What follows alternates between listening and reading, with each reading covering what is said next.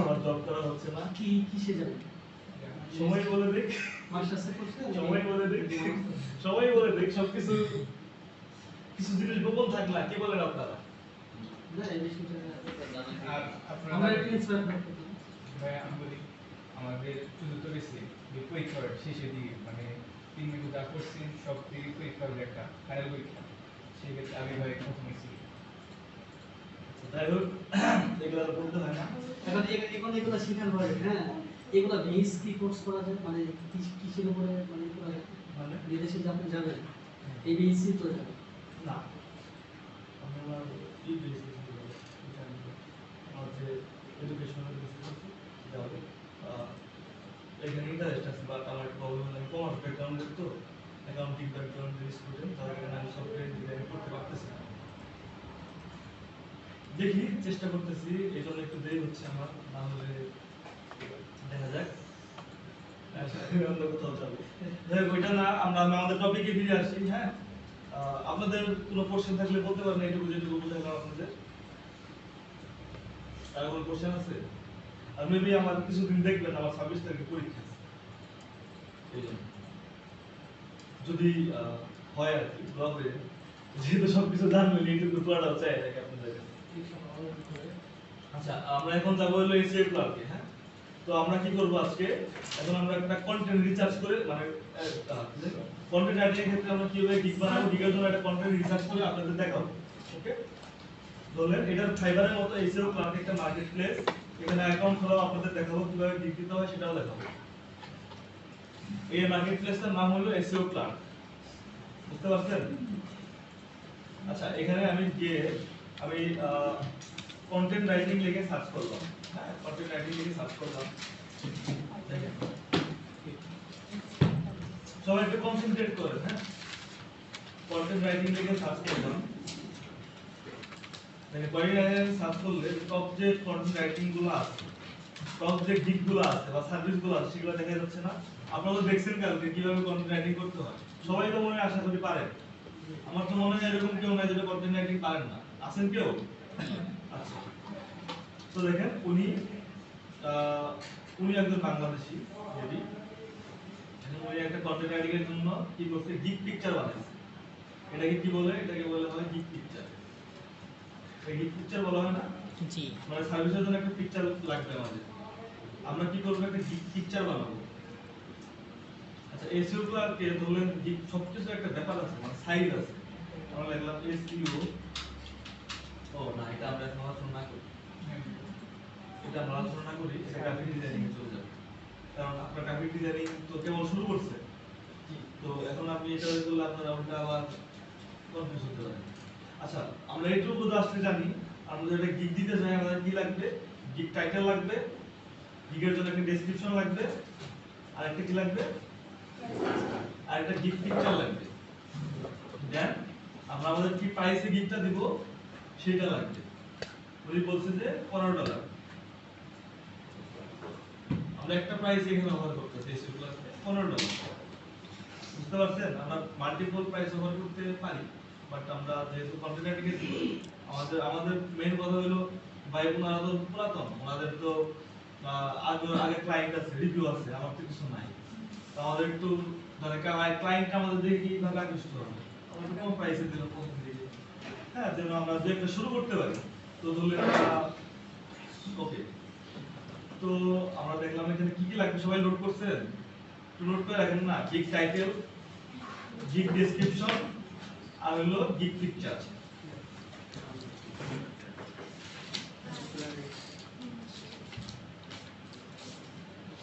দেন আমাদের এখানে দেখেন কি আছে, ট্যাগ আছে না, কিওয়ার্ড গুলো, তাহলে এখানে আমাদের লাগবে কিওয়ার্ড, এসব জিনিস আমাদের লাগবে। এখন আমি আপনাদের দেখাবো কিভাবে আমরা রিসার্চ করব।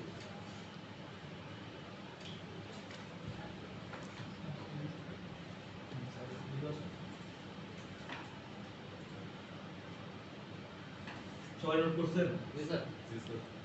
ধন্যবাদ। দেন দেখেন মানে কিভাবে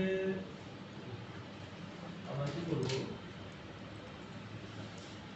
ধরুন এসএস ক্লাসে আসলাম, আমরা এইসব যেগুলো আমাদের লাগবে কন্টেন্ট রাইটিং এর লিখবো, আমরা দেখবো যে মানে কোন কোন গিকগুলো সবার আগে র্যাঙ্ক করছে। ধরলেন এটা তাহলে আমরা আরেকটা ট্যাব ওপেন করি, গিগ টাইটেল, গিগ ডেসক্রিপশন। একটা ওপেন করলাম, দুটো ওপেন করলাম।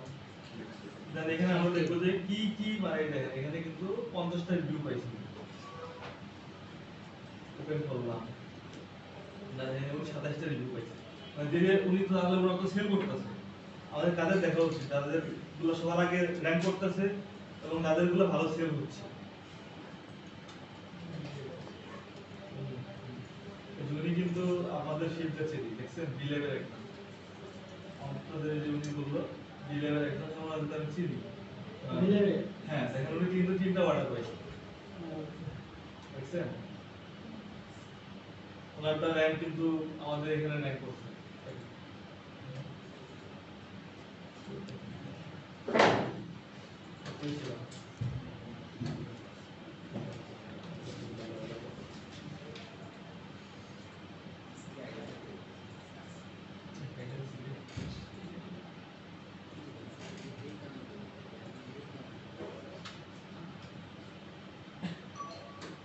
দেখেন ওই যে উনি দেখেন 3টা অর্ডার পাইছে, হ্যাঁ এই যে দেখেন এটা এই উনি কি করছে, উনি কিন্তু কন্টেন্ট রাইটিং এ পাইছে। উনি একটা টাইটেল লিখছে I will write manually 1000 plus words top quality SEO friendly and plagiarism free content writing for $8 এটা অফার করছে। হ্যাঁ তো এইখানে দেখেন উনি 3টা রিভিউ পাইছে। উনি একজন ক্লায়েন্ট, ও মানে একটা ক্লায়েন্টই ওনার কাছে 3বার নিছে। একজনই কি একজনই ক্লায়েন্ট, মানে প্রথমবার ওনাকে দেখছে, ওনার কাছে কন্টেন্ট দিছে, যে প্রাইজে পাইছে মানে বলে ওই ক্লায়েন্টই 3বার নিছে। অনেক ভালো ভিডিও। আর দেখেন তিনজনে কিন্তু 5 স্টার রিভিউ দিছে, মানে 3বার নিয়ে 3বারই 5 স্টার রিভিউ দিছে। আপনারা যাই বলেন আমি একটা জিনিস ভাবি যে আসলে বেশি সময় তো না, মাত্র 3টা মাস সময়। 3 মাসে যদি আপনারা জিরো থেকে, হ্যাঁ আমি যদি জিরো থেকে যদি $1 আর্ন করতে পারি তাহলে তো আমি মনে করি এটা অনেক বড় কিছু। কারণ আমরা কি জানি বলে 10-15 হাজার চাকরি করার জন্য অনার্স কমপ্লিট করি, মাস্টার্স কমপ্লিট করি, তারপরেও চাকরি পাই না। সে তার থেকে এটা ভালো না। আচ্ছা তো আমরা কি করব 4-5 মানে কন্টেন্ট রাইটিং এর 5-10টার মতো মানে আমরা যেগুলা ভালো লাগে টপ র্যাঙ্ক করা আছে সেগুলো আমরা দেখব। সবগুলো নতুন ট্যাবে আমরা নিব। তাহলে আমরা মনে করলেন একটা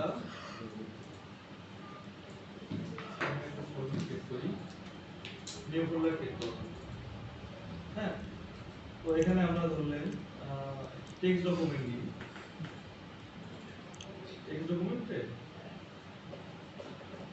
আমরা একটা জিনিস লিখি কি টাইটেল লিখলাম। দেন আমাদের যে এরকম টাইটেল যেগুলো আছে না, এই টাইটেলগুলো আমরা কপি করে এখানে লিখলাম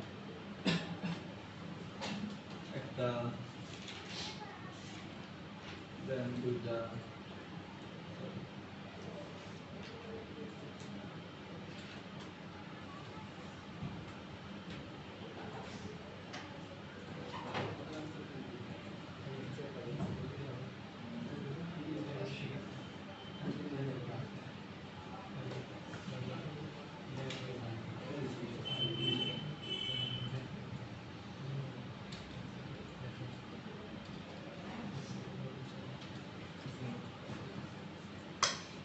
লাস্টের পরের প্রাইসটুকু আমাদের লেখার দরকার নেই। তাহলে এরকম আমি বেশি না 5-6টা নিব, আপনারা চাইলে আরো বেশি রিসার্চ করবেন। হ্যাঁ মানে আপনারা আরো বেশিগুলো কয়েকটা নিয়ে 5-10-15টার মতো নিয়ে দেখবেন।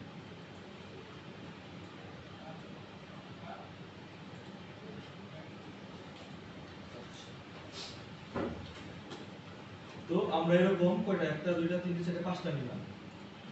আপনি তো কিছু জানেন না যে কি লিখবো কি করবো, আমি কিছু দেখছি না, আপনি আপনার তো কিছুই জানেন না টাইটেল কি লিখবো, আপনাদের কোশ্চেন আছে না তো আমি কি করলাম, এই 5টা জায়গায় ভালো ভালো র‍্যাঙ্ক করছে, ভালো বেশি সবচেয়ে বেশি সেল করছে, ওই যে টাইটেল আমি নিলাম আমার টপিক সম্বন্ধে। টপিক সম্বন্ধে নিয়ে আমি সবগুলা পড়ে দেখবো। আমার টপিক তো সেম, আমি তো সেম জিনিস সেল করবো, তাই না? কিন্তু এখন কথা হলো, আমি যদি এটা কপি করি তাহলে কি হবে? বলো কি হবে? তাহলে কপিরাইট স্ট্রাইক খাইবে, আপনাদের কি পাবলিশই হবে না। তো মনে করলেন এই 4-5টা দেখা আমি নিজে থেকে কিছু একটা লিখি। তাহলে এখানে বলছে কি we will write 500 word website content, web copy, landing page, copywriting, okay. তাহলে high impact SEO, content writing, health, finance, না উনি বলছে কি করে দিতে, হেলথ এবং ফাইন্যান্স এই সম্বন্ধে 100-1000 কন্টেন্ট উনি রাইট করে দিতে পারবেন। উনি বলছে যে আচ্ছা ওয়েবসাইটের জন্য আর্টিকেল লিখবে। উনি বলছে আই উইল রাইট 1000 ওয়ার্ডের মধ্যে SEO article and content writing any topic for, এটা পরে প্রাইস থাকবে। Then I will write manually 1000 plus word unique top Top quality quality. SEO friendly and plagiarism free content দিবে উনি বলছেন। তো এখন এগুলা থেকে আইডিয়া নিয়ে হ্যাঁ আপনি একটা লিখবেন যে আপনি কি দিবেন, কি সার্ভিসটা প্রোভাইড করবেন। তো আপনারা আচ্ছা লেখা শুরু করেন, আমি দেখবো আপনাদের এই আমাদের আমার লিখে দিতে হবে, দেবে এটা পারবেন? পারবেন না? লিখে দেখাচ্ছি। লিখে দেখানো উচিত, জি স্যার। সত্যি লিখে দেখানো উচিত। আমি যদি লিখে দেখাই আপনারা সত্যি কপি করবেন। আচ্ছা আমি কন্টেন্ট রাইটিং করবো না, আমার আসলে ব্যাপারটা হয়েছে কি আমার রিসার্চ করা লাগে না, আমি যদি কোনো সাবজেক্ট নিই ওটা নিয়ে নিজে লিখতে পারি। আমি লিখবো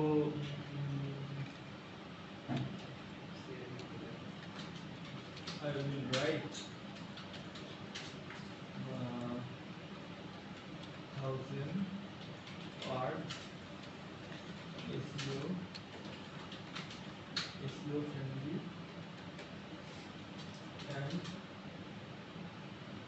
একটা কাহিনী জানেন কি টাইটেলের মধ্যে আপনি কোনো পার্সেন্ট দিতে পারবেন, পার্সেন্ট দিতে পারবেন না, না হলে আমি এখানে লিখতাম হলো I will write 1000 word SEO friendly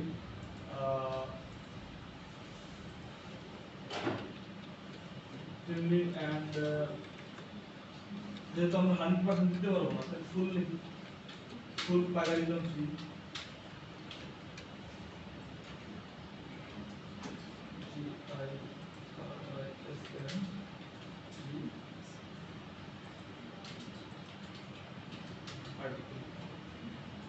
তো আমি এটা দেখলাম, আমি দেখেন এটা যদি আমি লিখছি না দেখবেন কারোর সাথে মিল পাবেন না, কোনো কিছু মিল পাবেন না, পাইবেন?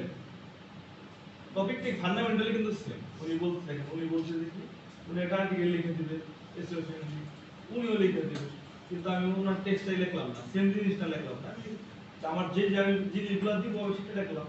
তাহলে আমি লিখছি I will write 1000 word SEO friendly and fully plagiarism free article. কারণ আমার যদি মনে হয় যে কোনো কিছু আমি ই করে দিব, ধরলেন ব্লগ পোস্টের জন্য দিব বা কোনো স্পেসিফিক আমার সেক্টর আছে ওই সব জিনিসের জন্য লিখবো, তাহলে আমি লিখলাম article for this website. G for website. হ্যাঁ ফর ওয়েবসাইট বা যে কোনো কিছু, এটা আপনার উপর ডিপেন্ড করে। বাট এই যে আমি যে ফর লিখলাম বা লিখলাম তো আবার সেম জিনিস যদি লিখতে যান তাহলে দেখবো কি জানেন আপনাদের এখানে কয়জন আছে, 25 জন আছেন না, 15 জন এটা মিলে গেছে, এই জন্য আমি লিখে দিতে চাইলাম না।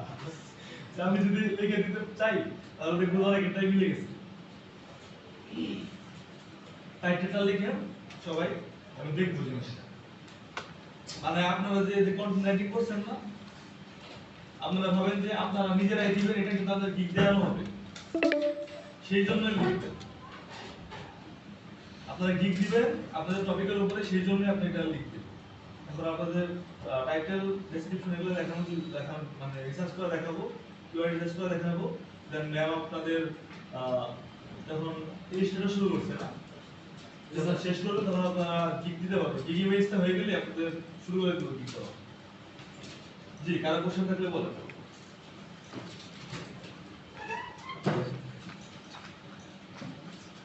কোশ্চেন আছে?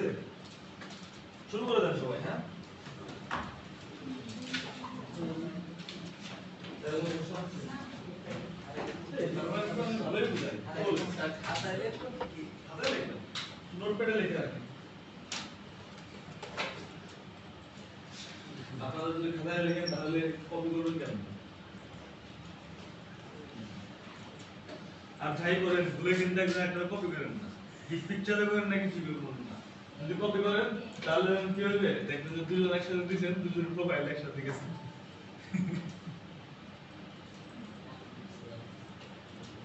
টাইটেল লিখবো মানে নিজের হ্যাঁ, নিজের মতো করে আপনি যে কন্টেন্ট দিবেন না, আপনি কন্টেন্ট শিখছেন এখন। কন্টেন্ট এর উপরে ক্লিক করবেন। এটা লিখে ফেলেন, আপনি তো ডেসক্রিপশন লেখাটা একটু ডিটেইলে দেখেন। তারপর যখন ডিসক্রিপশন রেডি করবেন, গিটটা মূলত হচ্ছে আমি যে যে কাজের উপর স্কিল করছি ওইগুলো আমি বিস্তারিত একটা প্রোফাইলে তুলে ধরবো। হ্যাঁ। এইটা। মানে আমার প্রোফাইল আছে, আমি পোস্ট করব। জাস্ট মার্কেটপ্লেসে মানুষ খুঁজবে, সার্চ করবে আমার। মানে আমি বিজ্ঞপ্তি দিব এরকম। হ্যাঁ, বিজ্ঞপ্তি টাইপের, মানে পোস্টার লাগাই রাস্তায়, এটা হলো মার্কেটপ্লেসে পোস্টার লাগাই দিলাম। আচ্ছা। এর থেকে মেবি ভালো করে এক্সাম্পল করার মতো কিছু নাই। যদি দরকার হয় আরো চেষ্টা করি ভালো করে এক্সাম্পল দেওয়ার।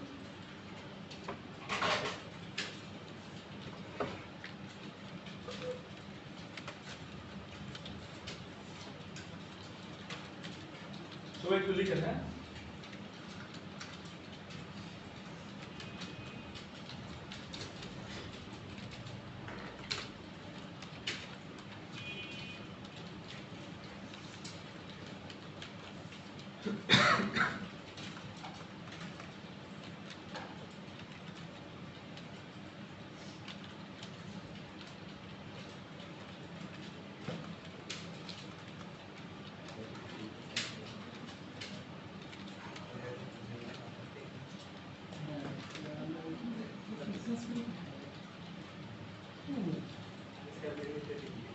হ্যাঁ